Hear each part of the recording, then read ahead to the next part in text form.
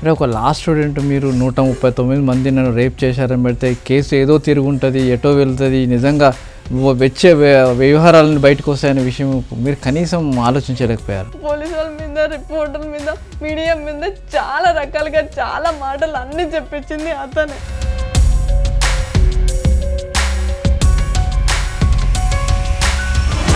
మిమ్మల్ని ఎవరైనా తీసుకువెళ్ళి బలవంతంగా రొంపిలోకి దించడం జరిగిందా? అసలు ఏం జరిగింది అనుకోవచ్చు? నా వీక్ పాయింట్ పెట్టుకొని, మా ఫ్యామిలీ వీక్ పాయింట్ పెట్టుకొని టార్చర్ అనేది నాకు విపరీతంగా చేయించాడు.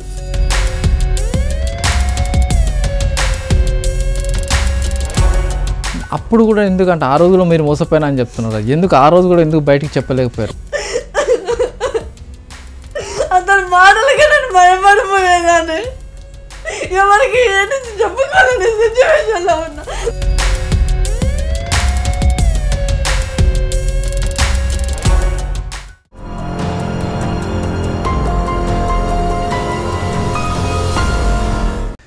ఒక అమ్మాయి తనపైన 139 మంది అత్యాచారం చేశారంటూ పోలీస్ స్టేషన్లో ఫిర్యాదు చేసింది. అయితే ఈ ఫిర్యాదు పైన పోలీసులు కేసు నమోదు చేశారు. కేసు నమోదు చేసినాక భయంకరమైన విషయాలు బయటలోకి వచ్చాయి. ఇందులో ఎవరైతే ఈ అమ్మాయి చేత కంప్లైంట్లు ఇప్పించాడో అతనే చిత్రహింసలు పెట్టాడు, రేప్ చేశాడు, వేధింపులకు గురిచేశాడు. అంతేకాకుండా అమ్మాయి పైన అత్యాచారం కూడా పాల్పడ్డాడు. అయితే ఈ వ్యవహారంలో పూర్తిగా ఈ అమ్మాయి వెనకాల ఉండి నాటకం ఆడించిన ప్రస్తుతానికి $బాయ్ పరారులో ఉన్నారు. అయితే అసలు విక్టిమ్ అయిన ఒక లేడీ ప్రస్తుతానికి మనతోటి ఉంది. అయితే ఈ లేడీ 139 మంది తనపై రేప్ చేశారంటూ పంజగుట్ట పోలీస్ స్టేషన్లో కేసు పెట్టడం, ఆ తర్వాత అవి చెప్పింది 139 మంది కాదు, అందులో కొద్దిమంది మాత్రమే తన చిత్రహింసలకు గురి చేశారు, రేప్ చేశారంటూ అమ్మాయి ఫిర్యాదు చేసింది, చెప్పడం కూడా చేసింది, స్టేట్మెంట్ కూడా ఇవ్వడం జరిగింది. అయితే ప్రస్తుతానికి బాధితురాలు మనతోటి ఉన్నారు. అసలు ఏం జరిగింది, వెనకాల $బాయ్ ఏం చేయించాడు, నిజంగా అమ్మాయి పైన అత్యాచారం చేసిన వాళ్ళు ఎవరు, వీటన్నిటి మీద సమగ్రంగా మాట్లాడడానికి బాధిత మహిళ మనతోటి ఉన్నారు. అమ్మ చెప్పండి, నిజంగా మీరు ఒక కంప్లైంట్ చేశారు, ఆ కంప్లైంట్ దేశవ్యాప్తంగా చూస్తే సంచలనం సృష్టించింది. ఏకంగా 139 మంది తనపై అత్యాచారం చేశారు, మీరు కంప్లైంట్ చేశారు. నిజంగా దీని వెనకాల ఎవరున్నారు, అసలు ఏం జరిగింది? అందరికీ నమస్కారం. అసలు నాకు కంప్లైంట్ పెట్టే ఉద్దేశం కూడా లేదు. గత జీవితంలో జరిగిపోయింది నా చదువు కోసం అని చెప్పేసి, నేను చదువుకోవాలి, జాబ్లో సెటిల్ అవ్వాలి, మాది చాలా పూర్ ఫ్యామిలీ, దానికోసం అని చెప్పేసి నేను పార్ట్ టైం జాబ్ చేస్తూ చదువుకోవడానికి వచ్చాను. అక్కడ అందుబాటులో కొంతమంది అయితే అత్యాచారం చేశాను, కానీ అవి అలసుగా తీసుకొని నేను ఎవరికి ఏమీ చెప్పలేదు. నా చదువు, నేను ముందు సెటిల్ అవ్వాలి, లైఫ్లో ఉండాలి, ఇవన్నీ తీసుకొని కోర్టు కేసులు అని చెప్పేసి నేను నా జీవితాన్ని నాశనం చేసుకోవద్దు అని చెప్పేసి డిసైడ్ చేసుకొని నేను నా చదువుని కొనసాగిస్తూ LLM వరకు చేశాను. చేసిన తర్వాత మొన్న 2020 కరోనా టైంలో నేను జాబ్ కోసం అని చెప్పేసి ఆన్లైన్లో Naukri.comలో వీటిలన్నిటిలో పెట్టాను. పెట్టిన తర్వాత నాకు ఒక కాల్ వచ్చి, మేడం మీరు జాబ్ కోసం ట్రై చేస్తున్నారు కదా అంటే, అవును సార్ నేను ట్రై చేస్తున్నాను అని చెప్పేసి నేను మాట్లాడిన తర్వాత, మేడం మేము కొత్తగా కంపెనీ స్టార్ట్ చేసాము, దాన్ని ఓపెన్ చేస్తున్నాము, కంపల్సరీ అంటే మీకు ఇంట్రెస్ట్ ఉంటే మీరు ఆ కంపెనీలో జాయిన్ అవ్వండి అని చెప్పేసి పదే కాల్స్ చేసి ఇంటర్వ్యూ అయిపోయింది మేడం అని చెప్పేసి అపాయింట్మెంట్ లెటర్ కూడా నాకు వాట్సాప్లో పంపించి మెయిల్ కూడా పంపించారు. మెయిల్ పంపించిన తర్వాత నేను, సార్ ఇప్పుడు కరోనా టైంలో కదా నేను ఇప్పుడు రాలేను అని చెప్పేసి చెప్పాను. పదే మేడం ఇది ఎయిర్లైన్స్ కంపెనీ, అప్లైన్ ఎయిర్పోర్ట్స్ వస్తాయి అని చెప్పేసి చెప్తున్న తర్వాత, సో జీవితం చేంజ్ అవ్వాలి అనుకుంటా నేను ఇంకా యాక్చువల్లీ నేను జడ్జికి ప్రిపేర్ అవుదామని చెప్పేసి కోచింగ్లో ఫీజు కూడా పే చేశాను. పే చేసిన తర్వాత కరోనా మూలంగా ఇంటికి వెళ్ళిపోయా, క్లాసెస్ క్యాన్సిల్ అంటే. వెళ్ళిపోయిన తర్వాత సరే ఈ టైంలో జాబ్ చేస్తే బెటరు, ఇప్పుడు ఏ పని లేదు, మనీ కూడా ఏమీ ఉండదు, ఖర్చులకు కూడా ఉండదు అని చెప్పేసి సరే అని చెప్పేసి నేను జాబ్ కోసం సరే సార్ నేను వస్తున్నాను అని చెప్పి జాయిన్ అవుతాను అని చెప్పాను. చెప్పిన తర్వాత నేను ఉండే హాస్టల్ కుక్కట్పల్లి, అక్కడ నుండి Somajiguda Yashoda hospital opposite sweet jet private limited అనే ఆఫీస్లో నాకు జాబ్ వచ్చింది సార్. ఆ జాబ్ కానీ నేను వెళ్ళిన తర్వాత చిన్నగా ఇంటి దగ్గర ఉన్నప్పుడే పదే ఆ జాబ్కి అప్లై చేశాను. అప్లై చేసిన తర్వాత జాబ్ గురించి మాట్లాడి ఏం చేయాలి ఏంటి అప్డేట్లు చెప్తూ వచ్చారు. ఇది జెన్యూనా అని చెప్పేసి దానికి సంబంధించిన డాక్యుమెంట్స్ కూడా నాకు పంపించారు. కంపెనీ యొక్క పాన్ కార్డు, ఆ కంపెనీ రిజిస్ట్రేషన్ అయ్యింది, దానికి సంబంధించిన కొన్ని డీటెయిల్స్ పంపిస్తే నేనేం చేశాను, అవి దాని గురించి నాకు యాక్చువల్లీ ఇంతకుముందు జెన్యూన్ కంపెనీకి ఫేక్ కంపెనీకి నాకు డిఫరెంట్ అనేది తెలియకోకుండా అవి ఎవరి దగ్గర ఎవరు చూపించారు కదా, సో ఇతను జెన్యూన్ ఏమో అని చెప్పేసి నేను అనుకున్నాను. అది కాక ఈయన బిషప్ పోప్ని నేను చెప్పాను, మీరు అంటే మా ఇంటి దగ్గర కృష్ణ ఉంటే ఆ టైంలో ప్రేయర్ సాంగ్స్ వినపడుతుంటే మీరు కృష్ణ మేడం అంటే అవును మేము కృష్ణనే అని చెప్పాను. నేను బిషప్ని ఆల్రెడీ నా పేరు అంటే నేను బిషప్గా చేశాను కొన్ని ఇయర్స్. తర్వాత నాకు నా డ్రీమ్ ఎయిర్లైన్స్ కంపెనీ పెట్టుకోవాలని, మ్యానుఫ్యాక్చరింగ్ కంపెనీ పెట్టుకోవాలని చెప్పేసి చెప్పారు. ఓకే సార్ ఓకే అని చెప్పేసి నేను చెప్పాను. వెళ్ళిన తర్వాత ఇక్కడ speed jet private limited company చూస్తే ఒక డబుల్ బెడ్రూమ్ ఫ్లాట్లో ఆఫీసు సెట్ చేసి ఉంది. ఏంటి సార్ ఎయిర్లైన్స్ కంపెనీ అన్నారు, చాలా పెద్దది అన్నారు, ఇదేంటి సార్ అంటే ఇంకో బ్రాంచ్ వేరే దగ్గర ఉంది మేడం, ఇది ఇప్పుడు ప్రజెంట్ మాత్రం స్టార్టింగ్ కదా కరోనా మూలంగా అని చెప్పేసి ఇక్కడ ఒక చిన్న బ్రాంచ్ ఓపెన్ చేసాం, ప్రతి స్టేట్లో అనేది ఒక బ్రాంచ్ అనేది కంపల్సరీ ఓపెన్ చేసాం మేడం అని చెప్పేసి అనండి. సరే సార్ అని చెప్పేసి నేను కంపెనీలో జాయిన్ అయిపోయాను. అంతలోపు కంపెనీలో క్రాంతి అని ఒక సార్ ఉన్నారు, తను కూడా ఫస్ట్ సిబిఓ, తర్వాత మేనేజర్ అని చెప్పేసి మేనేజర్ చేశారు. చేసిన తర్వాత అక్కడ నుండి నార్మల్గా నేను హాస్టల్కి అప్ అండ్ డౌన్ చేస్తున్నప్పుడు కరోనా టైంలో ఆటోకి ఛార్జెస్ ఎక్కువ అవుతాయి, ఎందుకు మేడం మీరు ఇక్కడనే ఉండొచ్చు కదా, అంటే ఇక్కడ నియర్లో హాస్టల్ తీసుకొని ఉండొచ్చు కదా, అంత దూరం నుండి ఎందుకు సార్, ఇది మాకు ఇష్టం, నేను అక్కడ నుండి నా విషయంలో పదే ఒత్తిడి చేయడం నార్మల్, ఎందుకు మేడం మీకు అంత శ్రమ, ఇక్కడ నుండి డైలీ 300 రూపీస్ అలా అవుతూ ఉంది కదా, మీరు అక్కడనే ఉండొచ్చు కదా అని చెప్తే లేదు సార్ పర్లేదు అని చెప్పేసి నేను అప్ అండ్ డౌన్ చేస్తున్నప్పుడు సార్కి ఏమైంది, నేను ఇంటి దగ్గర నుండి కొంత అమౌంట్ తీసుకొని వచ్చాను. మేడం బోర్డులకు ఇవ్వాలి, దానికి ఇవ్వాలి, కొంచెం డబ్బులు ఇవ్వండి మేడం, నా దగ్గర డబ్బులు, నాది చెక్కు కొంచెం పోనా ఉంది, డబ్బులు వచ్చి మనీ ఆగిపోయా, వేరే వాళ్ళు ఇవ్వాలి మనీ అని చెప్పేసి నాకు చెప్పారు. చెప్పిన తర్వాత నా దగ్గర నేను ఉంచిన మనీ గోల్డ్కి పే చేసే మనీ అది ఇచ్చేసిన తర్వాత ఆ డబ్బులు యూస్ చేసుకున్న తర్వాత ఇంకా నేను డబ్బులు సార్ కొంచెం నా ఇంటి దగ్గర పని అవసరం ఉంది సార్, నేను కొంచెం డబ్బులు ఇవ్వండి అని చెప్పేసి ఒక 2 days తర్వాత నేను అడగడం స్టార్ట్ చేశాను. అప్పటికి సార్ ఏం చెప్పారు, మేడం ఈ 20,000కి ఎందుకు మేడం, దీంట్లో చూస్తే మీకు పర్సంటేజ్ లక్షలు మీకు శాలరీ వస్తుంది కదా అని చెప్పేసి చెప్పారు. చెప్పిన తర్వాత తను కొన్ని వస్తువులన్నీ చూపించారు, యాంటిక్ పీసెస్ అని చెప్పేసి తన ల్యాప్టాప్లో. నేను మలేషియాలో ఉంటాను మ్యామ్, యాక్చువల్లీ నాకు హైదరాబాద్ కూడా ఎక్కువ తెలియదు, నాకు ఇన్కమ్ ట్యాక్స్ ప్రాబ్లం ఉంది అని చెప్పేసి ఒక ఫామ్ తీసుకొచ్చి చూపించారు, రాజశ్రీకర్ రెడ్డి 13 కోట్లు ఇన్కమ్ ట్యాక్స్ కట్టాలి అని. ఉన్న తర్వాత 13 కోట్లు ఎందుకు కట్టాలి అని చెప్పేసి నాకు డౌట్ వచ్చింది. లేదు మేడం నేను మల్టీ బిజినెస్ చేస్తాను, నాకు ప్రాపర్టీస్ అవి ఇవి చాలా ఉన్నాయి, సో ఎన్జిఓస్ అనేది ఎక్కువ ఉన్నాయి మ్యామ్, ఎన్జిఓస్ మూలంగా ఒకరోజు ఒక అతను కొన్ని కోట్ల ట్రాన్సాక్షన్ అయింది, దాని మూలంగా ఇన్కమ్ ట్యాక్స్ అనేది మొత్తం క్లోజ్ చేశారు పట్టుబడి అని చెప్పేసి ఆ స్టోరీ చెప్పారు.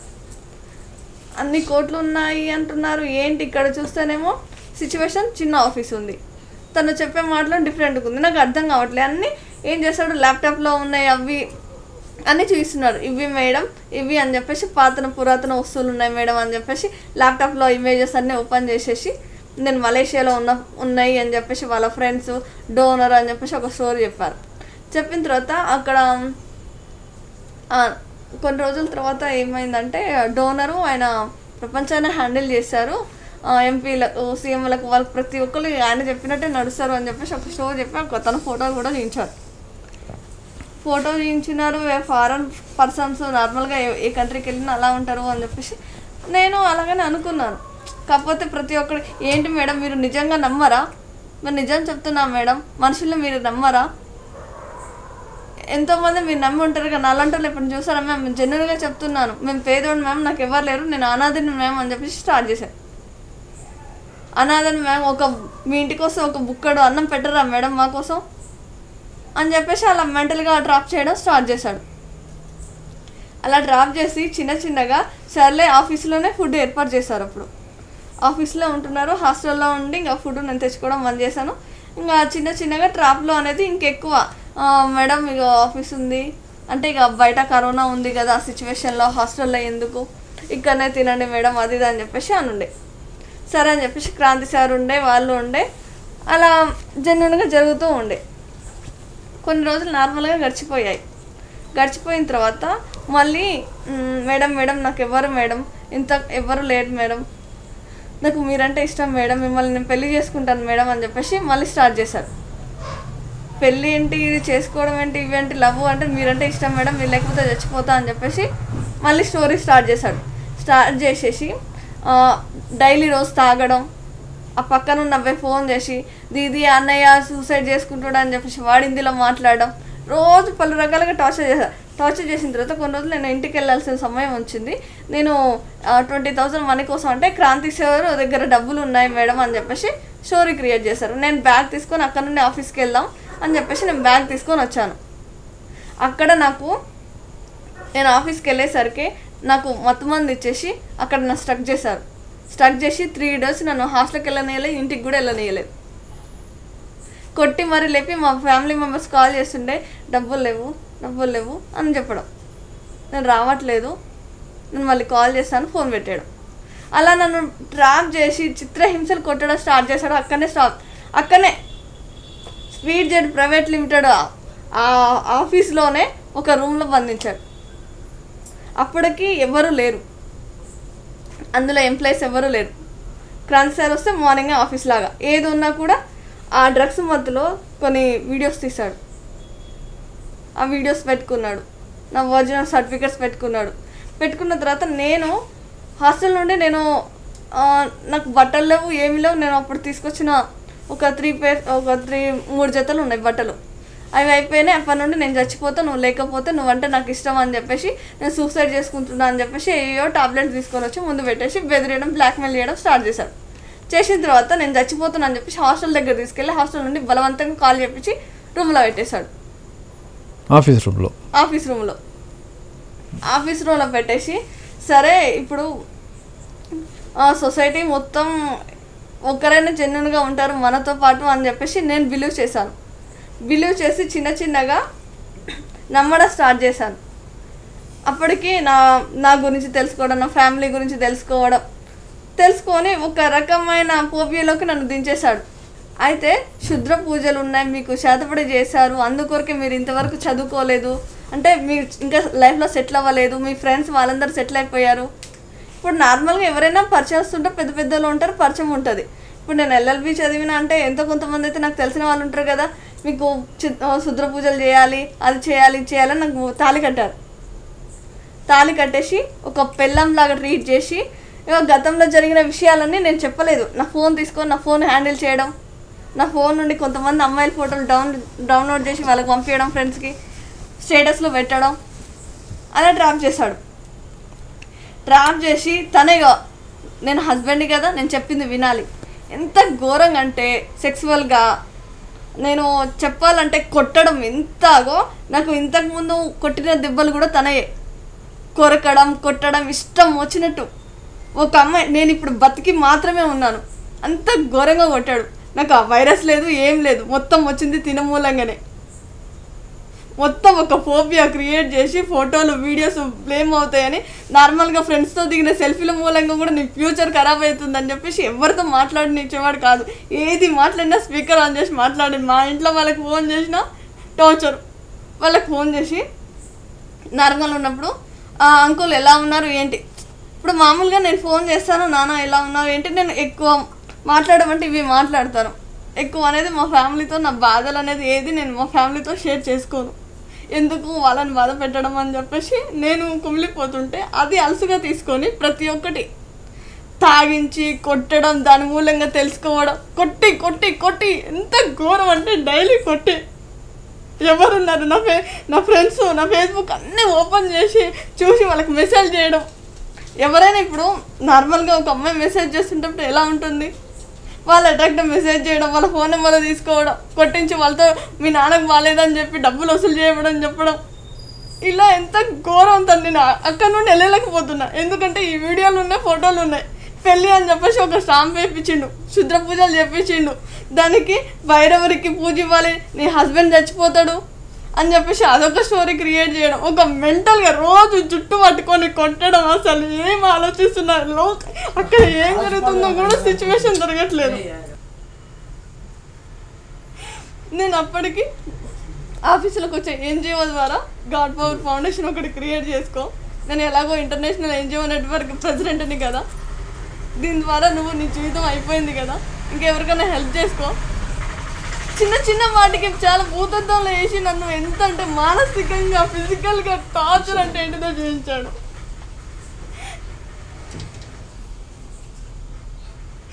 ఒకసారి ఒక మాట ఇది చెప్తే మా అమ్మ వాళ్ళకి ఒక మాట చెప్పా, మా నాన్నకు ఒక మాట చెప్పా, నాకు ఒక మాట చెప్పా. ఇలా స్టోరీ రిపీట్గా ఎంత అంటే నా ఫ్రెండ్స్కి ఒక స్టోరీ చెప్పా, ఎవరైనా ఎవరు అడిగితే ఎవరి అమ్మాయి ఏంటి అని చెప్పేసి డీటెయిల్స్ అడిగితే ఇంకోలాగా వాళ్ళని బ్లాక్ చేయ. ఎవరికి నా స్టోరీ చెప్పండి, నా ఫోన్ అక్కడనే ఉండడం. ప్రతి ఒక్కటి నేను టాయిలెట్కి వెళ్తున్నా కూడా బయట డోర్ ఓపెన్ చేసుకొని పోయే పరిస్థితి తీసుకొని వస్తున్నా. రోజు బట్టలు లేకుండా పడ్డాడు. సైకిల్ ఏంటంటే అంత అరాజండి చేసిండు. నేను జీవితం మొత్తం నాశనం చేసిండు. ఒక అతను నిజంగా నమ్మినందుకు ఇంత అంటే నా లైఫ్లో ప్రశాంతంగా బతుకుతున్న నా ఫ్యామిలీని కూడా తీసుకొచ్చి రోడ్డు మీద వేసిండు. ఎప్పుడో జరిగిపోయిన సంఘటన తీసుకొచ్చి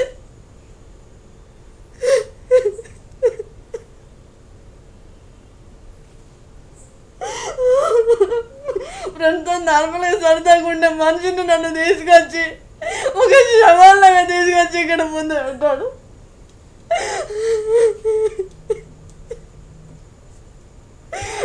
ప్రతిరోజు తాగించడం, కొట్టడం, విపరీతంగా జుట్టు పట్టుకోవడం, దేనికుంటే చెప్పులేసి కొట్టడం. వాడు స్వామిని అయితే ఎంత ఘోరం అంటే ఒక అమ్మాయి అని చెప్పుకోవడానికి కూడా నేను సిగ్గుపడుతున్నా. నేను ఎందుకు దేవుడా అమ్మాయిగా పుట్టాను అని చెప్పేసి నరకం ఏంటిదో చూపించిండు నాకు. ఇటు అమ్మ వాళ్ళకి చెప్పుకోలేను, ఎవరితో మాట్లాడుకోలేను, నా బాధను ఎవరికి చెప్పుకోవడానికి కూడా అవకాశం కూడా ఇవ్వలేదు. మళ్ళీ మమ్మీ నేను సూసైడ్ చేసుకుంటాను వెళ్ళిపోతే అని చెప్పేసి ఆ విధంగా బ్లాక్మెయిల్ చేయడం.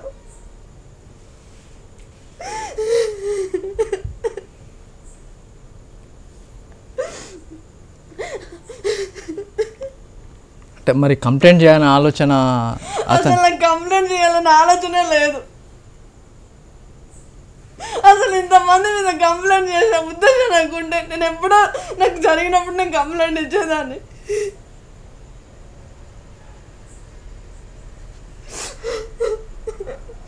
నా చదువు కావాలి, నేను మంచి మా అమ్మ వాళ్ళు ఇంకా కూలి పనులనే చేసుకొని అంటున్నారు.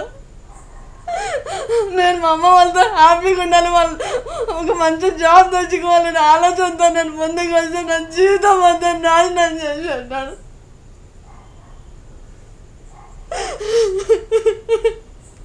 అంటే ఒక లా స్టూడెంట్, టెక్నాలజీ తెలుసు, వ్యవస్థ తెలుసు, కనీసం ఎవరికైనా మాట్లాడాలి, లేకుంటే మాట్లాడాలి. అదొక పోవ్యో మంత్రాలు, శుద్ధ శక్తులు అవ్వస్తున్నాయి ఇవ్వస్తున్నాయి అని చెప్పి రోజు నిమ్మకాయలతో ఉప్పుతో ఏదో తీసి బట్టలు లేకుండా పండబెట్టి నన్ను ఒక పిచ్చి దానిలాగా క్రియేట్ చేసి మరి అలా టార్చర్ చేసిండు. నాకు ఏం జరుగుతుంది, బయట ఏం జరుగుతుందో కూడా సిచ్యువేషన్ తెలియని పరిస్థితి నన్ను తీసుకెళ్ళాడు. ఆ మాటలతో ఎలా మాట్లాడతాడు, బూతులు తిట్టడం కానీ అనడం కానీ ప్రతి ఒక్కటి. మరి ఇంత జరుగుతుంటే ఆఫీస్లో మిగతా వాళ్ళు ఎప్పుడు చూడలేదు, ఎప్పుడు పట్టించుకోలేదు, ఎవరితో మాట్లాడించేవాడు కాదు. రోజుకు ఒక దెబ్బలు ఉండేది. సిచ్యువేషన్ ఏంటంటే గోడకు పెట్టా ఏదో ఒకటి. ఫస్ట్ ఆఫీస్కి వెళ్ళినప్పుడు ఎలా ఉన్నా, ఇప్పుడు ఉన్న సిచ్యువేషన్ ఏంటి, మా అమ్మ వాళ్ళతో ఫ్యామిలీ హ్యాపీగా ఉన్న నా జీవితాన్ని తీసుకుంటున్నాను. అంటే ఈ రోజు మరి మిగతా కొలీగ్స్ ఎప్పుడు అడగలేదా నీ ఆఫీస్లో ఎందుకు దెబ్బలు తగ్గుతున్నాయి? నా నుండి ఒక్క అడుగు కూడా ముందే బయటకు వేసేవాడు కూడా కాదు. మరి వాళ్ళకి ఎట్లా డబ్బులు పే చేసేది? వాళ్ళకి ఇక్కడ నుండి నా ఫోన్ ఉంది కదా, నా ఫోన్లో నుండి వాళ్ళందరికీ కాల్స్ చేపించి వాళ్ళు కాల్ చేసి మెసేజ్ వాడు చాట్ చేయడం. మా డాడీకి హెల్త్ బాగాలేదు, డబ్బులు కావాలని ఎన్జిఓ ఉంది అని చెప్పేసి వేరే వాళ్ళతో మాటలు చెప్పేసి వాళ్ళకి డబ్బులు ఇప్పించడం. అలా టార్చర్గా ఎన్జిఓ డబ్బుల ద్వారాని ఇద్దరు మనుషుల్ని, పుష్ప, రజని, వాళ్ళు కూడా ఎన్జిఓస్ క్రియేట్ చేయాలి, సొసైటీకి ఏదో హెల్ప్ చేయాలి అని చెప్పేసి వాళ్ళ వీక్ పాయింట్లు పట్టుకొని, అక్క నేను ఎన్జిఓ నెట్వర్క్ ప్రెసిడెంట్గా ఉన్నా అక్క అని చెప్పి, బిషప్గా ఉన్నా అని చెప్పి ఫోటోలు చూపించడం. ఆల్రెడీ ఇంటర్నేషనల్ ఎన్జిఓ వరకు ఉంది కదా, దాని బ్యాంక్ అకౌంట్ డీటెయిల్స్ చూపించడం. అక్క ఇది చేస్తే ఇంకొక అతను కిరణ్ అలియాస్ కిషోర్, అతనికి ఫోన్ చేసి అతను మనీ హ్యాండ్ డీల్ చేయడం.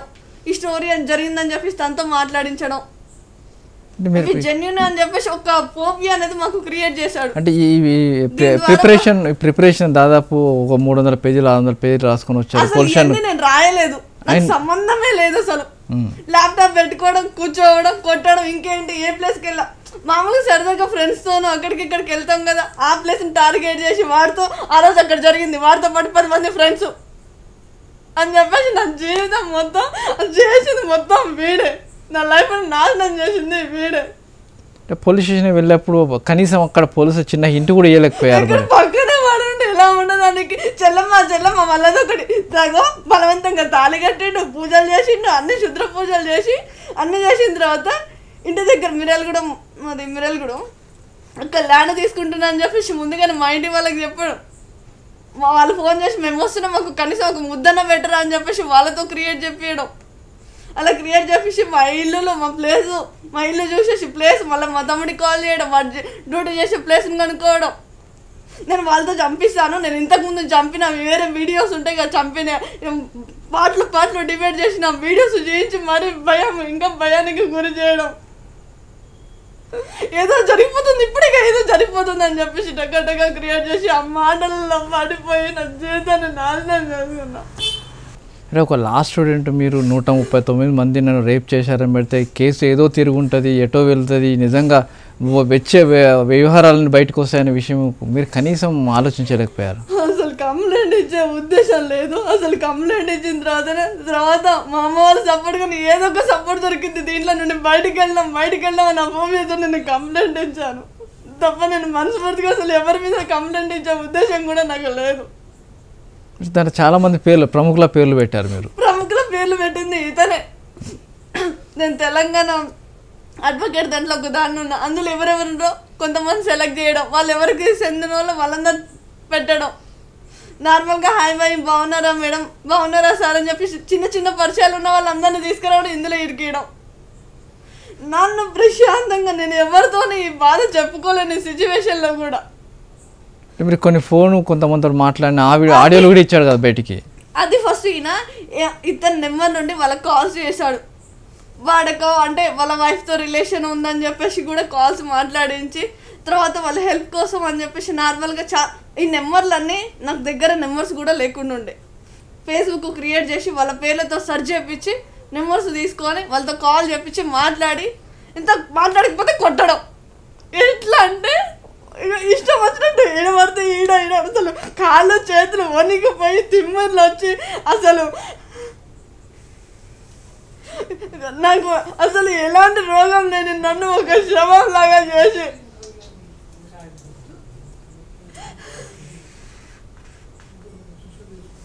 కొంతమంది రాజకీయ నాయకులు సూసైడ్ చేసుకుంటే బెటర్ అని చెప్పి సూసైడ్ కూడా ప్రయత్నించాను, కానీ మా అమ్మ వాళ్ళు ఎడుతూ వచ్చి నేను ఆగిపోయాను.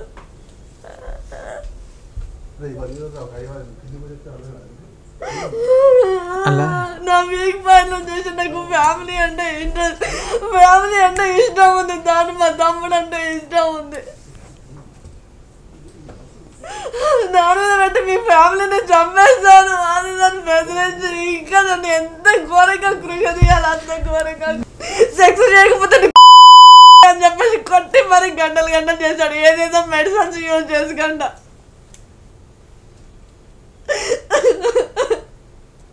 అతని మాటలకి నేను భయపడిపోయేదాన్ని. ఎవరికి ఏంటి చెప్పుకోలేని సిచ్యువేషన్లో ఉన్నా. నేను ఏ పని చిన్నప్పటి నుండి ఎవరితోనూ షేర్ చేసుకునేదాన్ని కాదు అసలు.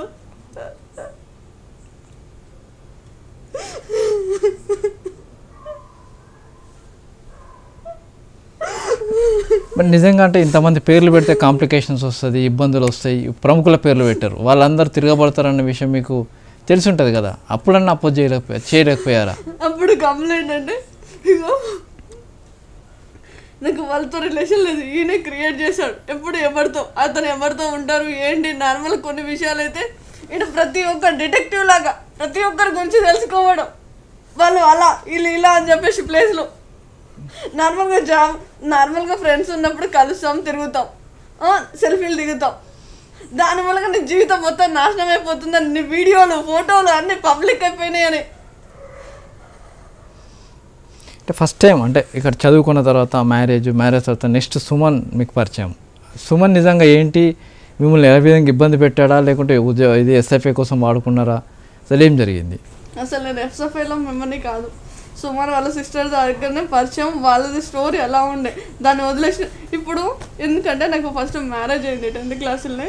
సో నాకు బతకాలి, నాకు ఒక ధైర్యం ఉండాలి, నేను చదువుకొని ఒక జాబ్ తెచ్చుకునే ఉద్దేశంతో బయటకు వచ్చా. ఇంకా ఏ అమ్మాయికి అవకాశం రాదు కదా, మా అమ్మ వాళ్ళ ప్రోత్సాహంతో నేను అలా చేస్తే వాళ్ళు ఆ సిచ్యువేషన్లో వాళ్ళు అలా యూజ్ చేసుకున్నా కూడా ఎలాగైనా నా స్టడీ కంప్లీట్ చేయలేము.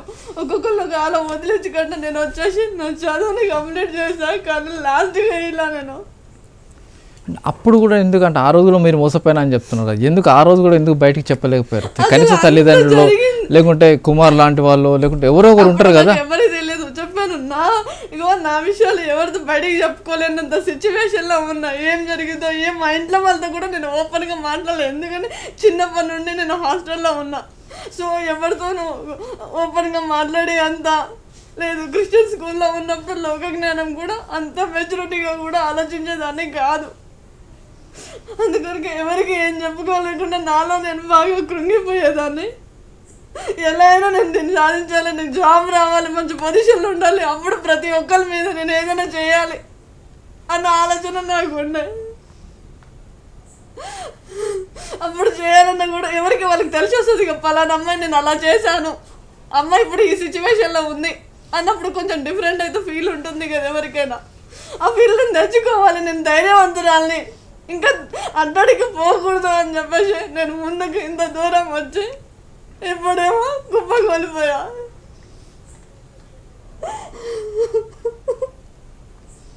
నిజంగా ఆ రోజు సుమన్ మీకు మోసం చేశారా, లేకుంటే నిజంగా అన్యాయం గురయ్యా అక్కడే గురయ్యారనుకోవచ్చా, లేకుంటే సుమన్ దగ్గర నుంచే ఈ మోసాలను స్టార్ట్ అవుతుంది, భరిస్తూ ఎందుకు రావాల్సి వచ్చింది? సుమన్ నుండి అనే కాదు, కొంతమంది దగ్గర అయితే నేను నమ్మాను.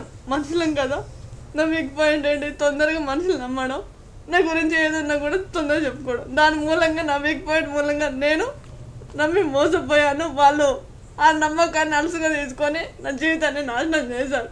అయినా కూడా దాన్ని వదిలేసుకొని పోలీస్ స్టేషన్కి వెళ్ళి కంప్లైంట్ ఇచ్చి మళ్ళీ స్టడీ ఆఫ్ చేసుకొని ఇంటి దగ్గర సిచ్యువేషన్ ఏంటో నాకు తెలుసు.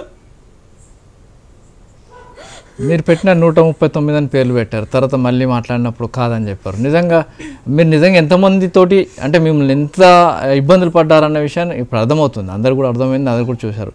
నిజంగా అందులో ఫిగర్ 139లో ఎంతమంది మిమ్మల్ని ఇబ్బంది పెట్టారనుకోవచ్చు?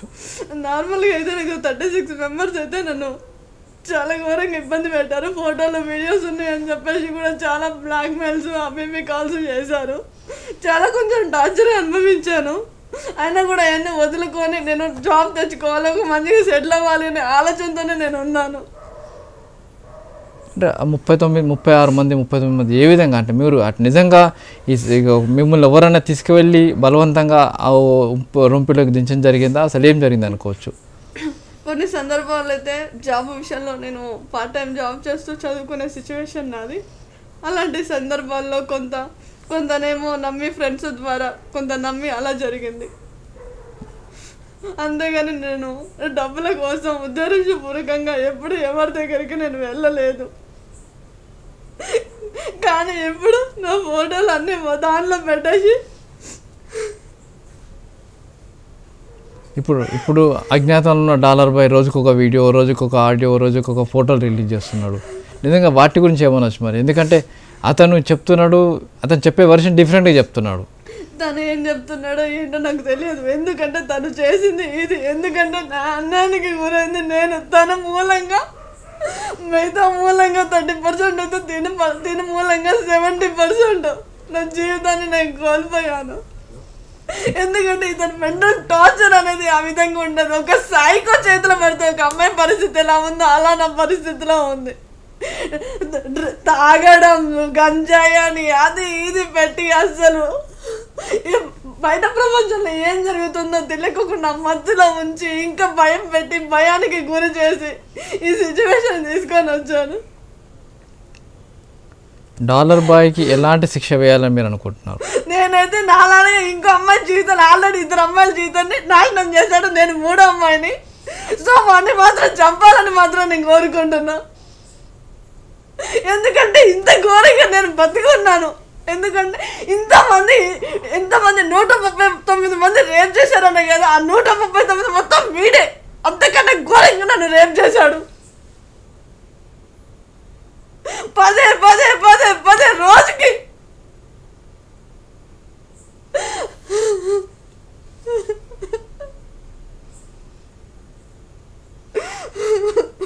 పదే పదే ఒక సైకో కొండే నక్షరాలు అన్నీ వాడి ఫేస్ చూస్తే వాడిని కూడా చిల్లగా ఉంది. ఏం చెప్పాలి, బయట ఎవరితో చెప్తా మళ్ళీ చంపేశాడు అని చెప్పేసి ఒక భయానికి నన్ను బాగా గురి చేశాడు.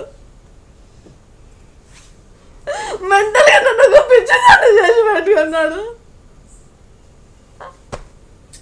కొంతమంది సినిమా వాళ్ళ పేరు కూడా పెట్టడం జరిగింది. వాళ్ళు కూడా మాట్లాడుతూ నిజంగా మాకేం తెలియదు అని చెప్పారు. వాళ్ళు కూడా చాలా ఆందోళన, వాళ్ళ కుటుంబ సభ్యులు చెప్పారు కదా, చాలా వరకు వాడు క్రియేట్ చేసింది, వాడు రాసింది జస్ట్ నార్మల్గా పరిచయం ఉన్న వాళ్ళందరినీ నాకు రేప్ చేశారు అని చెప్పేసి క్రియేట్ చేశాడు.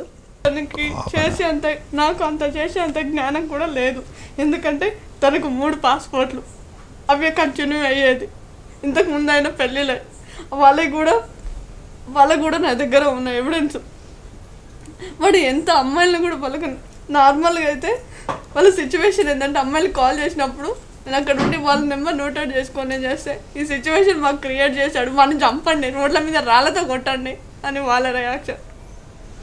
ఎందుకంటే ప్రతి అమ్మాయి ఇలా ఒక ఊపిలో క్రియేట్ చేసి ఆ ఊపి నుండి బయటికి రావడానికి నాకు అందరూ నిజంగా గుమ్మానన్న మూలంగా నేను ఇంకా బతికున్నాను. మా అమ్మ వాళ్ళు నా వీక్ పాయింట్ పెట్టుకొని, మా ఫ్యామిలీ వీక్ పాయింట్ పెట్టుకొని టార్చర్ అనేది నాకు విపరీతంగా జీవించాడు. పెళ్ళి పెరుగుతా ఒక హస్బెండ్తో ఇలానే ఉండాలి, వాడు ఎప్పుడు పడుకోవాలంటే అప్పుడు పడుకోవాలి అని చెప్పేసి కొట్టి మరి టార్చర్ చేసి మరి పదే అత్యాచారం చేసి మరి స్వమ్మం తాగించి ఇష్టం వచ్చినట్టు అసలు ఇలా ఉన్న జీవితాన్ని మొత్తం నాశనం చేసింది వాడే.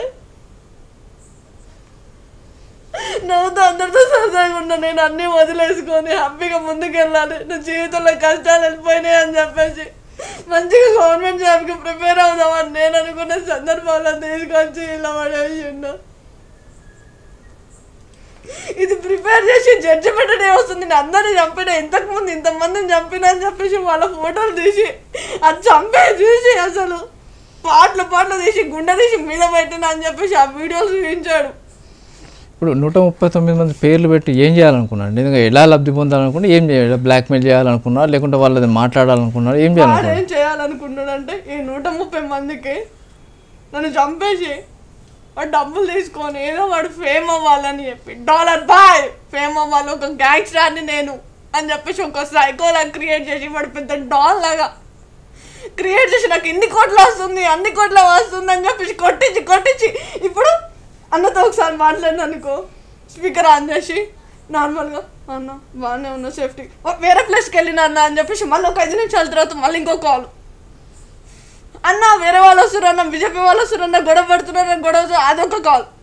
ఇప్పుడు వీళ్ళతో మాట్లాడుతూ ఇంకో వాళ్ళతో మాట్లాడుతూ పోలీసులు చంపేస్తారు అని చెప్పేసి వాళ్ళకి అమ్మని చెప్పేస్తున్నాను. వీళ్ళకి ఎంత అంటే మెంటల్ టార్చర్ ఈ కేసు విషయాల్లో. నేను ఎప్పుడు బయటపడతానా, మా అమ్మ వాళ్ళు ఎప్పుడు వస్తారా, అప్పుడు నేను పెద్దగా అయిన తర్వాత నన్ను బయటకు వదిలిన తర్వాత ఇవేనా నిజాలు చెప్పి ఎంతోమంది అమ్మాయికుల జీవితాలు నాశనం అవుతున్నాయి అని చెప్పేసి నేను అడిగినందుకు, ఎందుకు వీళ్ళకి తెలియదు కదా, వాళ్ళకు కూడా ఫ్యామిలీలు ఉంటాయి కదా, అంటే నేను హ్యాపీగా లేను అని చెప్పేసి నన్ను కొట్టడం,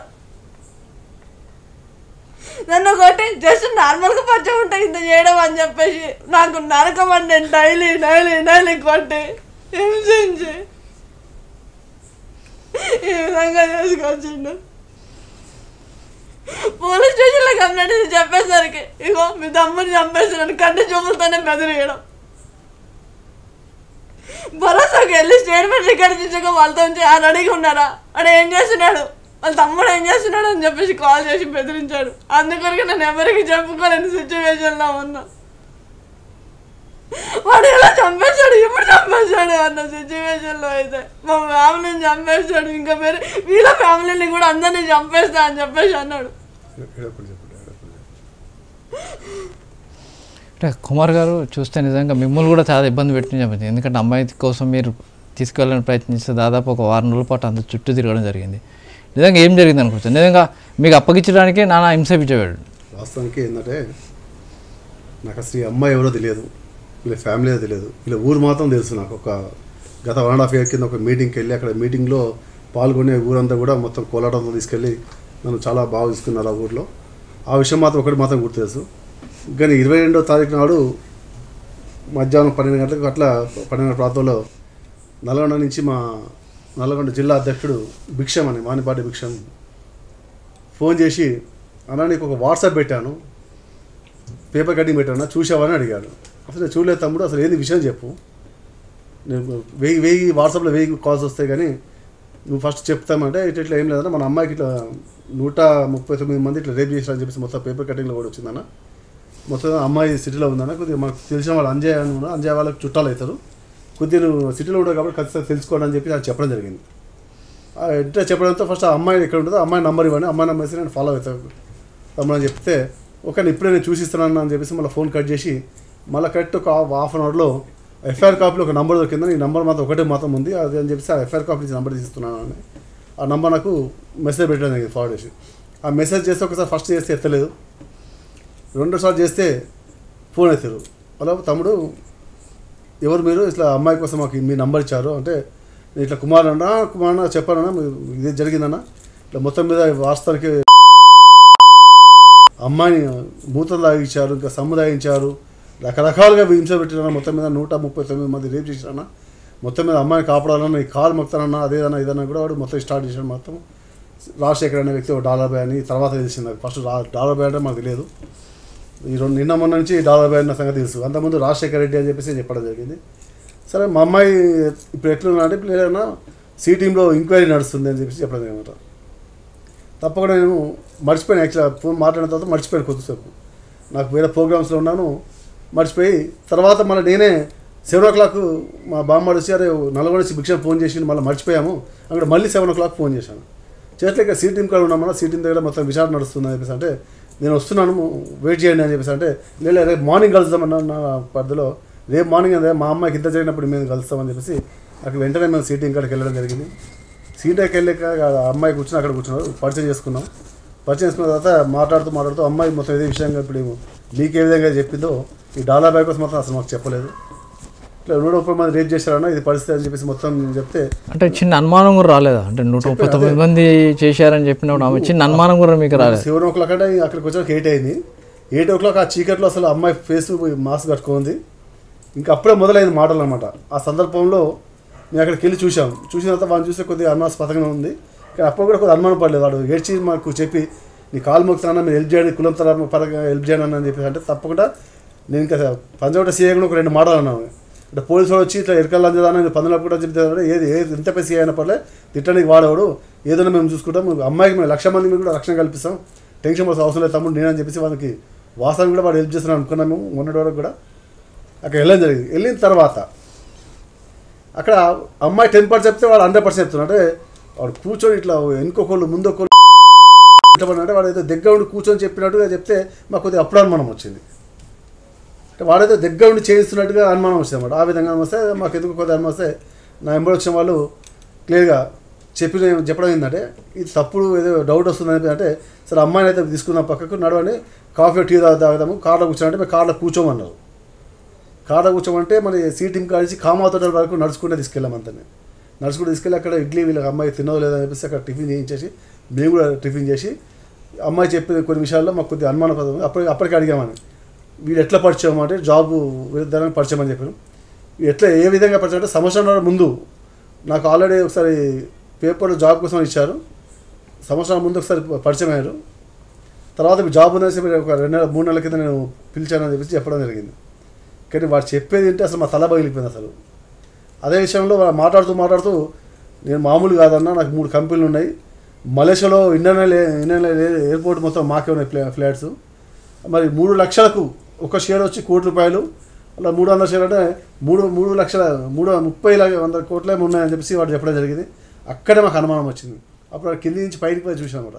చూస్తే వాళ్ళ కాళ్ళకు చెప్పులకు హోల్స్ ఉన్నాయి. అప్పటికి అమ్మాయిని తీసుకొచ్చే ప్రయత్నంలో నేను చూడనమ్మా అమ్మాయి నమ్మట్లేదు నన్ను కూడా. అప్పటికి వాడు ఎందుకంటే అప్పటికి బాధపడి ఉన్నది కదా లోపల నమ్మట్లేదు. అప్పటికి నేను చెప్పిన చూడమ్మా నీకు నల్లగొండ నీకు ఎవరు తెలుసు, భిక్షం తెలుసా కానీ అన్నాడు. భిక్ష నాకు తెలియదు అన్నాడు. భిక్షం నల్లగొండ ప్రెసిడెంట్ అమ్మా మీకు ఐడియా ఉందంటే లేదు అన్నాడు. ఇప్పుడు ఇంకెవరు తెలుసు మన జనరల్ సెక్రటరీ అంజయ్ తెలుసు అంటే మా పెద్దమ్మ కొడుకే అని చెప్పడం జరిగింది అమ్మాయి. ఇమీడియట్లీ అక్కడే నేను ఫోన్ చేసి ఇట్లా మీ చెల్లెలు నా దగ్గర ఉంది మీరు ఒకసారి మాట్లాడాను నాకు సహకరించమని చెప్పాను. కానీ ఆయన ఫోన్ చేసి అమ్మ మా కులబ్ సంఘం పెద్ద మనిషి ఏది ఉన్నా కూడా చెప్పామంటే కుమారానికి అని చెప్పేసి ఆయన ఫోన్లో మాట్లాడడం జరిగింది. అప్పుడు అమ్మాయి కొద్దిగా నమ్మి కొద్దిగా ధైర్యం చెప్పడం తప్పకుండా నేను వచ్చి నీకు సహకరిస్తానంటే లేదు రేపు మార్నింగ్ వస్తాము ఆడ అని చెప్పి రేపు పొద్దున వస్తాడు. ఇవి ఎక్కడో పోయి ఉండడం నాకు కింద స్థలం కూడా ఉంది ఆఫీస్ కూడా ఉంటుంది ఆఫీస్లో ఉండొచ్చు వచ్చి ఉండండి మార్నింగే మాట్లాడదామంటే కూడా లేదన్నా రేపు పొద్దున 8:30 నువ్వు లేచే వరకు నీ ఇంటికి కాడ ఉంటామని అని చెప్పేసి చెప్పలేదు. ఎప్పుడన్నా కుమార్ చెప్దామనే ఆలోచన మీకు రాలేదా? చెప్పలేదు. నాతో పాటు ఇంకా నలుగురు ఉన్నారు వాళ్ళకు కూడా ఎప్పుడు చెప్పలేదు అమ్మాయి. చెప్పకపోయేసరికి సరే మనం కూడా ఏంటంటే కొత్తగా అప్పుడే పరిచయమైన నన్ను అధ్యక్షుడు అసలు గుర్తిస్తూలేదు తెలియదు నేను కూడా తెలియదు అని చెప్పేసి ఉద్దేశంతో సరే మార్నింగ్ 8:30కి వచ్చేయమ్మా అని చెప్పేసి ఫోన్ నెంబర్ ఇచ్చాను. నేను నాకు మిస్ కాల్ ఇచ్చిన మా లొకేషన్ పెట్టి నాకు ఇట్లా ఫోన్ చేసి చెప్పినా బాగుండేది అది కూడా చెప్పలేదు. ఆ ఫోన్ కాల్ ఇచ్చేసి వచ్చేసాను. వచ్చిన తర్వాత ఏంటంటే నేను ఆ రోజు కొద్దిగా పడుకొని లేట్ లేచాను. అంటే వీళ్ళు 8:30 వరకు వస్తానని చెప్పారు అన్నమాట మార్నింగ్. మళ్ళీ మాట్లాడి మొత్తం దీన్ని కరెక్ట్ ఏ విధంగా వేయబోదామనేసి ఆలోచిద్దామని ఆలోచన చెప్పుకొని నేను 9:30కి లేచాను. అరే ఎవరైనా వచ్చారా లేదని చెప్పేసి ఎక్కడ వరకు వచ్చిరా అని చెప్పి ఫోన్ చేశాను. ఇంటి ముందు ఏమైనా ఉన్నారని లేదు అమ్మాయిలు ఇవ్వలేదు స్నానం చేస్తుందని వాళ్ళు చెప్పి డ్రాబ్యాక్ చేసి లాస్ట్కి మళ్ళీ అమ్మాయి మళ్ళీ 11 గంటలకు నాకు ఫోన్ చేసింది. 11 గంటలకు ఫోన్ చేసి నా మహిళా మండలి బీజేపీ మహిళా మండలి అంతా సీటింగ్ గారికి వస్తున్నానా మీరు కూడా అక్కడే రాని నేను దయచేసి అని చెప్పేసి అమ్మాయి చెప్పడంలో నాకు ఇక్కడ సంఘంలో మీటింగ్ ఉండడం వల్ల కొద్దిగా లేట్ అయిపోయింది. నాకు 1:30 ఇక్కడ అయిపోయింది. ఇట్లే ఒక 3 రోజులు 4 రోజులు ఎన్ని రోజులు మేము ఖాళీ పని చేసి సెకండ్ అయినా ఇదే రోజు కదా నాకు ఎండింగ్ వీలైతే సెకండ్ అంటే ఫస్ట్ రోజు నేను వెళ్ళొచ్చాను నైట్ 2nd నాడు 23rd నాడు వచ్చి నాకు 1:30కి నేను మళ్ళీ సీటింగ్ కాడికి 1:30కి బయలుదేరాను. ఫోన్ చేసి వాడు ఫోన్ చేసి ఏం చెప్పాడు అన్న మొత్తం మహిళా మండలిలో ఎంతమంది వచ్చినా కూడా లాక్కెళ్ళిపోయారు పోలీసులు చంపేస్తున్నారు ఈ రాత్రి ఇప్పుడు చంపేస్తారు అన్న అని చెప్పేసి ఇమీడియట్గా వాడు నాకు ఫోన్ చేయడం జరిగింది. అట్లనే చంపేస్తారా బాబు చంపడం అంత ఈజీ కాదు నేను వస్తున్నాం వెయిట్ చేయండి అని చెప్పేసి అన్నాను. ట్యాంక్ కూడా జరిగిపోయినాక ఫోన్ చేశాను ఎక్కడ ఉన్నా నేను తప్పించుకున్నాను ఒక మేడం దగ్గర ఉన్నాను మహిళా మండలి మేడం దగ్గర నేను సేఫ్ ఉన్నాను నువ్వు కుమారన్న అని చెప్తే నీతో మాట్లాడిస్తారు నా సొంత చెల్లెలు నేను తీసుకుపోతాను చెప్పేసి నేను తీసుకొచ్చాను అని చెప్పేసి నాకు చెప్పాను. అవన్నీ చెప్పడం నేను వెళ్ళినాక నేను మాట్లాడతాను చెప్పేసి నేను అక్కడికి వెళ్ళాను. వెళ్ళిన తర్వాత అక్కడ సీటీం కాడ అమ్మాయి లేదు వాడు లేడు. అక్కడ సీటీం వాడికి వెళ్ళి సరితన్న అమ్మాయిని మీరు తీసుకొచ్చారంటే మీరు లాక్కి వెళ్ళిపోయారంట అమ్మాయిని మాకు మాట్లాడిస్తారా లేదా నేను సోన్సో ప్రెసిడెంట్ నాకు బాధ్యత ఉంది మొత్తం జిల్లా నుంచి రాష్ట్రాల నుంచి మొత్తం నాకు ఫోన్లు చేస్తున్నారు మీరు లాక్ అయిపోయిందని చెప్పి నాకు ఆల్రెడీ రికార్డు కూడా ఉంది మీరు అమ్మాయి నాకు చూపించారా అంటే అప్పటికి 3 మేడం వచ్చి ఇదేదో గేమ్ నడుస్తుంది మీ దగ్గర అని చెప్పేసి మేము గట్టినే వాదించడం సీటీం వాళ్ళకి. అప్పుడు 15-20 మంది పోలీసు వాళ్ళు బయటకు వచ్చి ఏదున్నా కూడా మీరు పంచవటిలో కేసు అయింది అక్కడికి విచారించుకోండి మీరు ఇక్కడ మీరు లొల్లి పెట్టిన లాభం లేదన్నా మీరు వెళ్ళిపోండి అని చెప్పేసి అన్నిట్లో మళ్ళీ పంచవటికి వెళ్ళడం జరిగిందని. పంచవటికి వెళ్తే అక్కడ ఎస్ఐ గారు ఉన్నారు. ఎస్ఐ గారికి వెళ్ళి ఈ విధంగా అక్కడికి వెళ్తే ఇక్కడ పంపించారు సార్ అమ్మాయిని ఇక్కడికైనా తీసుకొచ్చారా లేదా అమ్మాయి ఇంకెక్కడైనా తీసుకెళ్ళారా మాకు అమ్మాయిని మాకు అప్పచెప్పండి చెప్పేసి మాట్లాడటం ఎస్ఐ కూడా అని చెప్పారు మీరు ఇట్లా కిడ్నాప్ చేశారు ఇట్లా లాక్కపోయారని చెప్తారని చెప్పి తెలిసానే మేము ఆటో ఎక్కించి ఆటో నంబరు ప్లస్ అమ్మాయి వెళ్ళేటప్పుడు ఆటో ఎక్కేటప్పుడు వీడియో తీసి పెట్టుకున్నాం మేము అని చెప్పి అది చూపించాను ఎస్ఐ గారు. అప్పుడు మాకు కొద్దిగా అనుమానం తగ్గింది సరే అమ్మాయి అయితే ఆటోకి వెళ్ళిపోయింది కదా అన్నట్టు ఆలోచన ఉండేది. కానీ ఆ పోలీస్ స్టేషన్కి వెళ్ళి ఏదున్నా కూడా మాకు కొద్దిగా హెల్ప్ చేయండి సార్ అని చెప్పేసి ఒకవేళ అమ్మాయి కోసం ఇన్ఫర్మేషన్ ఉంటే మాకు ఫోన్ చేయండి అని చెప్పేసి నా విజిటింగ్ కార్డు ఎస్ఐ గారికి ఇచ్చి రావడం జరిగింది. ఇచ్చేసి వచ్చిన తర్వాత వీళ్ళ ఫోన్ చేసి స్విచ్ ఆఫ్ ఒక్క ఫోన్ కలవట్లేదు. అప్పటికి 20-30 ఫోన్లు చేసాం. మళ్ళీ నా ఎంబడి వచ్చి మా రవి అన్న వచ్చి మా బామ్మడిది ఆయన కూడా అన్నాడు ఏదో అనుమానం ఉంది బాబా సీటీంలో ఉండొచ్చు అమ్మాయి అని చెప్పేసి మేము అనుకున్నాం సార్ అనుకొని మేము అక్కడ ఉన్న టైంలో ఎన్ని ఫోన్లు చేసినా కలవలేదు. అప్పటికి 50-100 ఫోన్లు చేశాను అసలు అమ్మాయి కోసం ఎక్కడ ప్రయత్నం మా నల్గొండ చేసి ఈ విధంగా అయింది ఒకవేళ వీళ్ళ మీద కూడా కేసు అయింది ఒక అని చెప్పేసి మాకు మిరాలు కూడా కేసు అయిందని చెప్పేసి మాకు నల్గొండ భిక్ష అంతమంది చెప్పాను అతను చెప్తే అక్కడికి మేము తీసుకొచ్చిందా వీళ్ళని మీరు చూడండి అని చెప్పేసి నల్గొండ వాళ్ళు ఫోన్ చేస్తే మళ్ళీ అప్పుడు నల్గొండ సీటీం కాడికి మా వాళ్ళు వెళ్ళారు ప్రెసిడెంట్ సెక్రటరీ 4 వెళ్తే అక్కడికి కూడా రాలేదని చెప్పారు వాళ్ళు ఇక్కడ కూడా రాలేదు తీసుకురాలేదు అన్న అని చెప్పేసి అన్నట్లు సర్లే అని వదిలేసినాం. ఇంటికి రాగానే రాత్రి 10:30 వీళ్ళ తమ్ముడు ఫోన్ చేశాను నాకు ఫోన్ చేసి అక్కడ సంస్థలో ఉందంటన్న మా చెల్లెలు భోజనం చేస్తుంది సేఫ్గా ఉందంట నీకు చెప్పమని చెప్పారన్న అని చెప్పేసి నాకు చెప్పడం అదే లాస్ట్ కాల్ ఇక వాళ్ళ తమ్ముతో. ఆ తర్వాత 2 రోజులు 3 రోజులు అసలు కాల్ అనేది లేదు ఇక 23 నుంచి 26 వరకు అసలు ఫోన్ కాల్ అనేది నాకు టచ్లో లేరు. టచ్లో లేకపోయేసరికి ఏమైందంటే ఇది న్యూస్ ఏమో వైరల్ అయిపోతుంది. ఈ న్యూస్ వైరల్ అయిపోతుంది. నాకు నేను రాష్ట్ర అధ్యక్షుడు కాబట్టి తెలంగాణ ప్రదేశ్ సంఘం మీద మిమ్మల్ని విమర్శించే స్థాయికి వచ్చేసి విమర్శించే అసలు మీరు పట్టించుకోవట్లేదు అంటే కుల సంఘం పెద్దలు పడుకున్నారా అని చెప్పేసి నాకు వాట్సాప్లో పెట్టడము, ఇతర సంఘాల వాళ్ళందరూ ఫోన్ చేశాను, అసలు ఏం నడుస్తుంది, ఏం స్టేజ్లో ఉంది, అసలు నీ వాయిస్ ఎందుకు తీయట్లేదు అంటే వాస్తవానికి ఏంటంటే అసలు తీసేవాళ్ళము 10 మంది 20 మంది 30 మంది అంటే వాయిస్ డే చేసేవాళ్ళం. 143 మంది 8 సంవత్సరాల నుంచి రేపనేసరికి అసలు మీకు కన్క్లూషన్ లేదు. అమ్మాయి మా చేతి లేదు, అమ్మాయి చేతి లేనప్పుడు మేమేం మాట్లాడాలి, ఏది మాట్లాడినా కూడా ఇప్పుడు మంచి మాట్లాడితే ఓకే, చెడు మాట్లాడితే ఇప్పుడు వాస్తవానికి ఇప్పుడు మేము కూడా ఫైర్ అయ్యి 136 మంది 39 మంది చెప్పేసి ఫైర్ అయ్యి ధర్నాలు చేసినట్టే ఈరోజు మా పనులు కూడా పోయేదే కదా.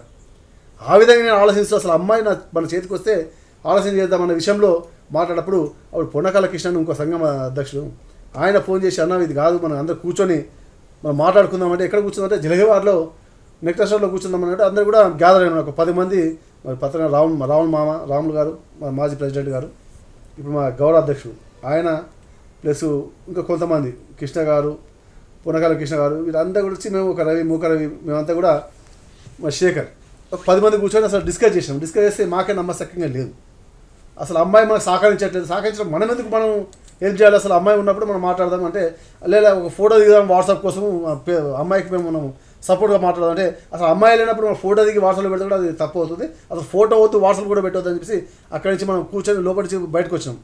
బయటకు వచ్చి మేము మాట్లాడుతున్నాగా ఎందుకు ఒకసారి ట్రై చేస్తానని చెప్పేసి ఫోన్ చేయడం జరిగింది. మళ్ళీ అప్పుడు లిఫ్ట్ చేశారు ఫోన్ 3వ రోజుకు లిఫ్ట్ చేశారా బాబు ఎక్కడ బాబు నువ్వు ఇంతవరకు కూడా ఫోన్ చేయట్లేదు అంటే మన పోలీసు వాళ్ళు ఫోన్ లాక్కుంటారా నీకే చేద్దాం అనుకోని ఇప్పుడు నాకు ఫోన్లు వచ్చినాయి అందుకే నీకు చేస్తున్నాను అన్న అంటే మరి అమ్మాయి ఎక్కడ ఉందంటే అమ్మాయి రూమ్లో ఉందన్న స్నానం చేస్తూ సేఫ్ ప్లేస్లో ఉందని చెప్పేసి అంటే సరే అమ్మాయితో నాకు ఇమీడియట్ మాట్లాడి లేకపోతే అమ్మాయిని తీసుకురండి మేము పెద్ద కుల పెద్దలంతా మేము నెక్లెస్లో కూర్చున్నాం మీకోసమే కదా బాబు మేము కూర్చుంది మాకు పని పాటలు ఎక్కడ అని చెప్పేసి అంటే లేదా తీసుకొస్తానన్న ఒక హాఫ్ అన్ అవర్ కూడా వెయిట్ చేశాను. హాఫ్ అన్ అవర్ తర్వాత ఏంటంటే మళ్ళీ 1 అవర్ కూడా వెయిట్ చేశాం. మళ్ళీ ఫోన్ చేశాం మేమే.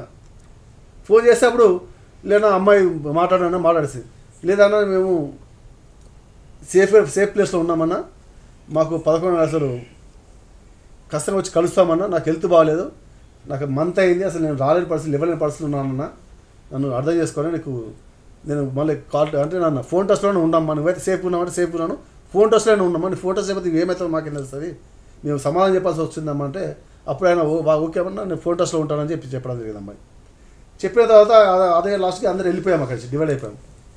నైట్ 12:30కి మళ్ళీ ఫోన్ కాల్ వచ్చింది.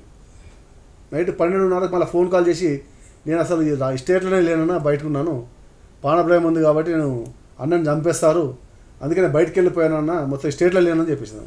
ఏ స్టేట్లో ఉన్నానంటే నేను ఏదో స్టేట్లో ఉన్నానన్నా మొత్తం అయితే తెలంగాణ స్టేట్లో లేదని చెప్పి చెప్పాను. సరే అక్కడేం పర్లేదు నువ్వు జాగ్రత్తగా ఉన్నామా అంటే జాగ్రత్తగా ఉన్నానన్నా నాకు ఏం పర్లేదు నేను సేఫ్ ఉన్నా అని చెప్పి చెప్పాను. చివరికి మీకు హ్యాండ్ ఓవర్ అయింది. చివరికి హ్యాండ్ ఓవర్ కాలేదు అదే లాస్ట్. ఆ తర్వాత మళ్ళీ 2 రోజులు మళ్ళీ ఫోన్ కాల్ లేదు. ఇక ఫోన్ కాల్ లేకుండా నేను కూడా అన్నాను అసలు పట్టించుకోలేదు వదిలేసాను. అమ్మాయి అవుట్ ఆఫ్ స్టేట్ వెళ్ళిపోయిందన్న వదిలేసుకున్నాం. వదిలేసుకున్న తర్వాత 28 నాడు వాళ్ళ తల్లిదండ్రులు కాంటాక్ట్లోకి వచ్చిన తర్వాత అమ్మాయి మీ కాంటాక్ట్లోకి వచ్చింది. అప్పటికి నా కాంటాక్ట్ అమ్మాయి రాలేదు వాడు రాలేదు అసలు ఎన్ని ఫోన్ చేసినా కలవలేదు. ఈ తల్లిదండ్రులకు ఫోన్ చేసినండి వాడు అంటే వాళ్ళు వచ్చిన తర్వాత చెప్పడం నాకు విషయం.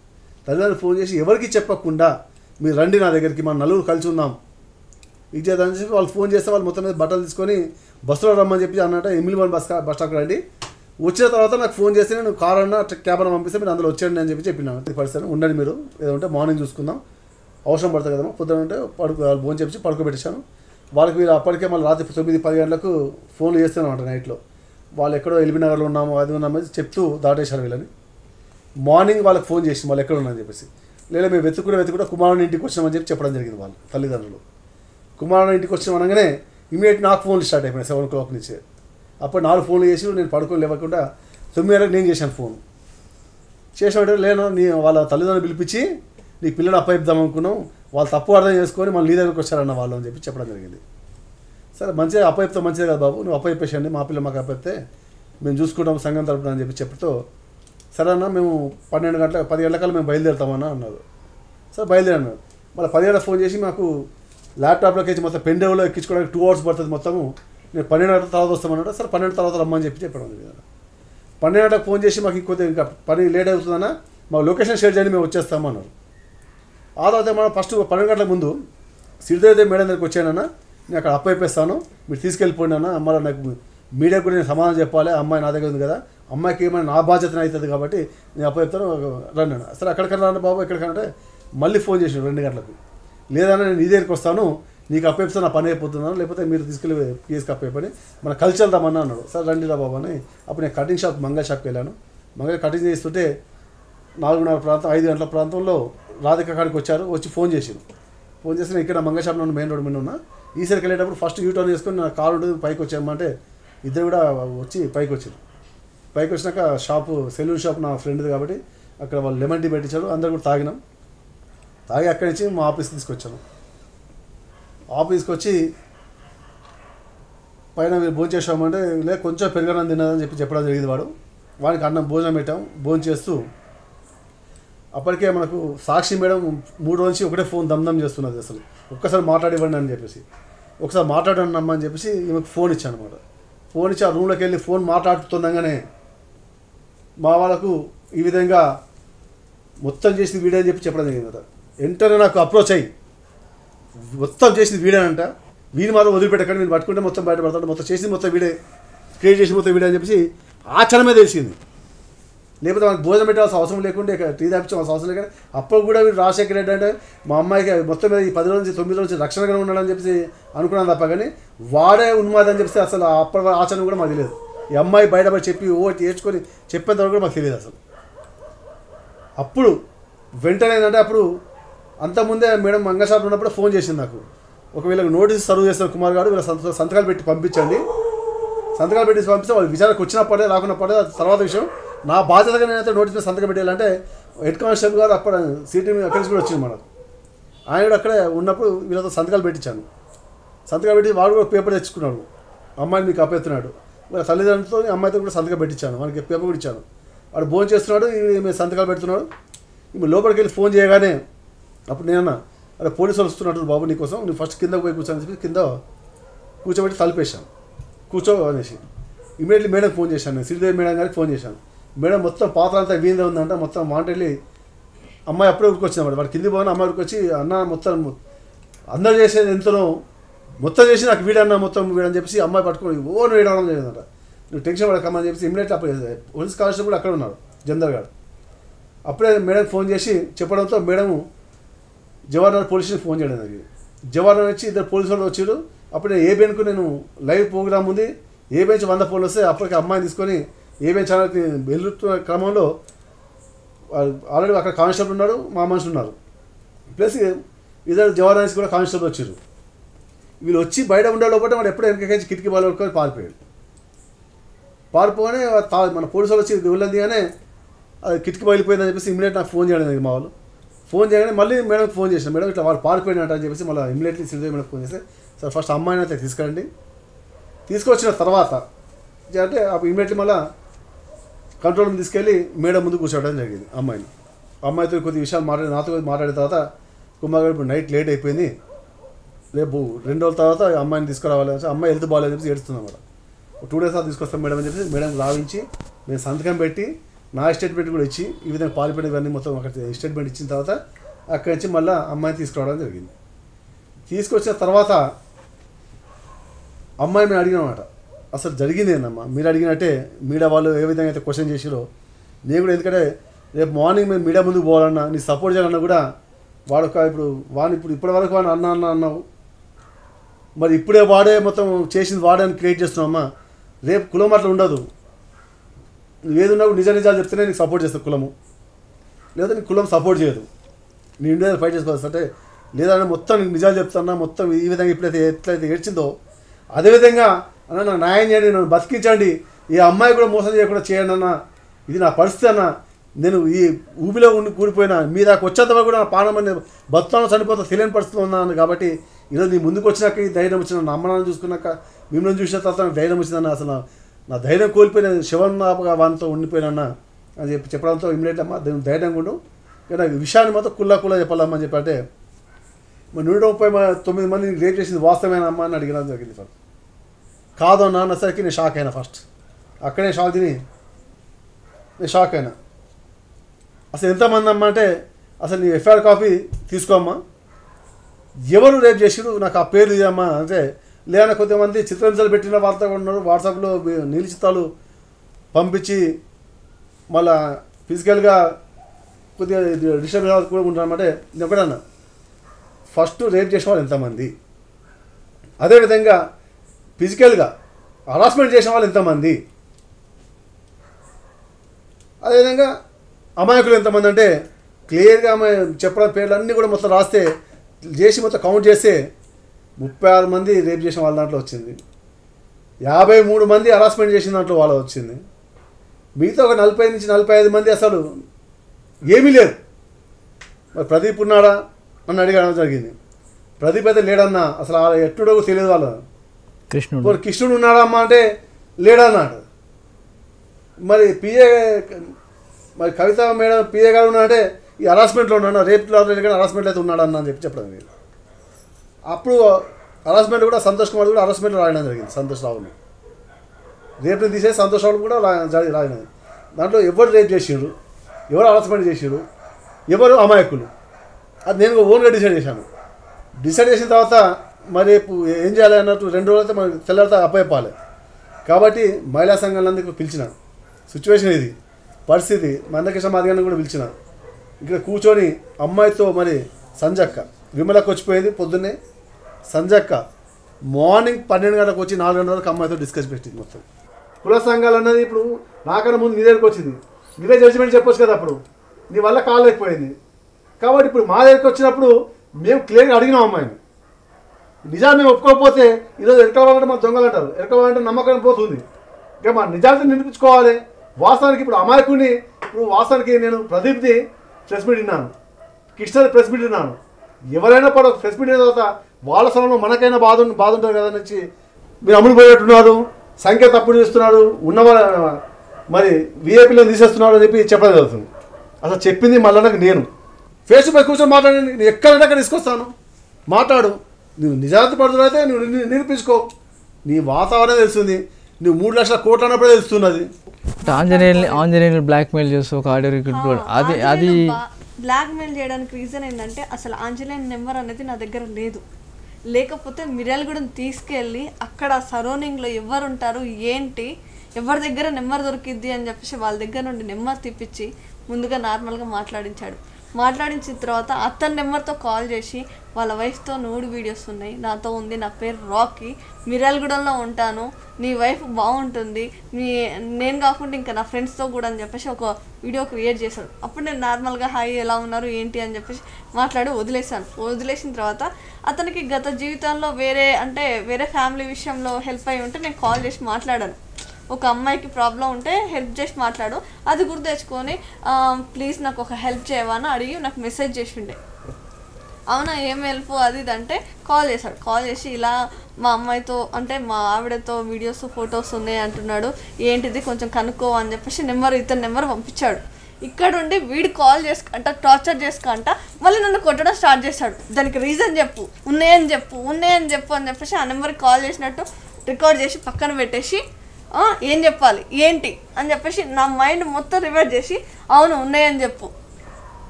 ఉన్నాయంటే ఆ మాటలు ఎలా అంటే నేను ఇంతవరకు ఎప్పుడు వినని బూతులు, వినని మాటలు ఎంతమందితో మాట్లాడడం జరిగిందమ్మా నువ్వు అసలు? ఇలా పాతలో ఉన్న కొంతమంది ఫ్రెండ్స్ ఉన్నారు, వాళ్ళతో అయితే వీళ్ళని మాట్లాడించాడు. ఒక 5 డబ్బులు తీసుకోవడం జరిగింది మిమ్మల్ని అడ్డం పెట్టుకొని? నన్ను అడ్డం పెట్టుకొని రజనీ చౌదరి ఫ్రెండ్స్ దగ్గర డబ్బులు తీసుకున్నారు. అతని దగ్గర 2,15,000 గూగుల్ పే వేయించుకున్నాడు. అది చెప్పడం అంటే ఏంటి, మా డాడీకి హెల్త్ బాగాలేదు నాకు ఇవ్వు అంటే సెక్సీగా మాట్లాడమని కొట్టడం. డార్లింగ్ అని మాట్లాడాలి, సెక్సీగా మాట్లాడాలి. ఒక మనిషిని ఎలా అంటే అలా ఎలా పడతారు, ఏ మాటలకు పడతారు ఏంటి, ప్రతి ఒక్కటి బెదిరించుకంట కొట్టుకంట. మరి విఐపీని కాంటాక్ట్ చేద్దామని అనుకున్నారు, మరి అప్పుడు దాన్ని ఇప్పుడు ఎవరైనా కాంటాక్ట్ చేసిన విఐపీని? నేను అయితే విఐపీని అయితే ఎవరికి కాంటాక్ట్ చేయలేదు. జస్ట్ నార్మల్గా ఉన్న వాళ్ళకి కాంటాక్ట్ అంటే నేను నెంబర్ అంటే వాళ్ళు వాట్సాప్ నుండి అంటే ఫేస్బుక్ ద్వారా నుండి నెంబర్ తీసుకొని వాళ్ళకు కాంటాక్ట్ చేయడం. ఇప్పుడు నాకు ప్రదీప్ ఎవరో తెలియదు, కృష్ణుడు ఎవరో తెలుసు, ఇలా చాలామంది నాకు తెలియదు. సంతోష్ రావు గారు అంటే నార్మల్గా నాకు తెలుసు, జాగృతి దాంట్లో ఉంటారు, కవితతో పాటు ఉంటారని మాత్రం తెలుసు. టీవీలో యాక్టింగ్ చేసినప్పుడు వాళ్ళు పరిచయం ఉన్నది ఎప్పుడన్నా? త్రీలో యాక్టింగ్ చేసినప్పుడు యాక్చువల్లీ ఈ సుమన్ ద్వారా పరిచయం అయిన వాళ్ళు కొంతమంది ఉండే, కానీ వాళ్ళతో నాకు రిలేషన్ అనేది సుమన్ త్రూ మాత్రమే. తను హరాస్మెంట్ చేసి అలా బలవంతంగా అలా చేపించాడు. అలా ఉన్న వాళ్ళతో వాళ్ళ నెంబర్స్ కూడా తీసుకొని మీరు నా ఫొటోస్ వీడియోస్ తీసుకున్నారు కదా అవి కదా అని చెప్పేసి అవును అది అని వాళ్ళని అట్రాక్ట్ చేసేలాగా ఇతను మెసేజ్ చేయడం. ఫోన్ అన్నది ఈ 2.5 నెలల్లో తన దగ్గరనే ఉంది నా ఫోను. ఇప్పుడు 36 మంది మీద రేప్ కేసు అంటే ఇప్పుడు చెప్పినట్టు 139 నుంచి 36 మందికి వచ్చింది.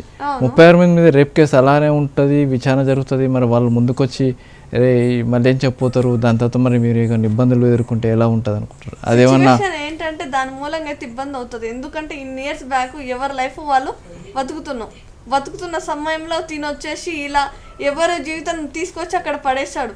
వాస్తవానికి అయితే వాళ్ళు చేశారు, వాళ్ళకి పనిష్మెంట్ అనేది ఇవ్వాలి. ఇప్పుడు మరి డాలర్ బాయ్ మీరు కంప్లైంట్ చేశారా? డాలర్ బాయ్ మీద నేను కంప్లైంట్ చేశాను. కంప్లైంట్ చేయడం కూడా అతను నాలాగా వేరే అమ్మాయిని ముందుగా చీట్ చేశాడు. తను నాకు ఏం చెప్పాడు, ఏం మాటలు చెప్పాడు అవే నేను చెప్పాను. ఇంతమంది కంప్లైంట్ ఇచ్చి సోషల్ మీడియాలో ఇంతగా చేసింది అయితే తను. ఇంకొకటి మీడియా అతనికి డబ్బులు ఇచ్చారు, 20,000 ఇవ్వమంటున్నారు అని చెప్పేసి వాళ్ళతో మాట్లాడించి కొట్టించి అండ్ పక్కనుండే పోలీస్ స్టేషన్లో ఉండు అన్న అప్పుడు ఫస్ట్ టెలికాస్ట్ చేసిన ఉండే కదా, వాళ్ళతో మాట్లాడించి బెదిరిస్తున్నారు, ఒక అమ్మాయితో ఇలా మాట్లాడిస్తున్నారు, అది దాన్ని కొట్టి మరీ వాళ్ళతో మాట్లాడించాడు. డాలర్ బాయ్కి ఎలాంటి శిక్ష వేయాలనుకుంటారు? నేను డాలర్ బాయ్కి అయితే నాలాగా, ఎందుకంటే ఇప్పటికే నన్ను చిత్రహింసలు ఎలా చేయాలో నేను కేవలం బతికి మాత్రమే ఉన్నాను. అంత ఘోరంగా ఫిజికల్గా మెంటల్గా ప్రతి విధంగా బాడీ మీద దెబ్బలతో సహా మొత్తం కొట్టింది అతనే. ఇంకా అతను నార్మల్గా వదిలేస్తే మాత్రం ఇంకో అమ్మాయి జీవితంతో నేను మాత్రం కొంచెం ధైర్యంతో ఉన్నాను కాబట్టి నేను బతుకున్నాను. ఇంకో అమ్మాయి అయితే అసలు బతికి ఉండదు.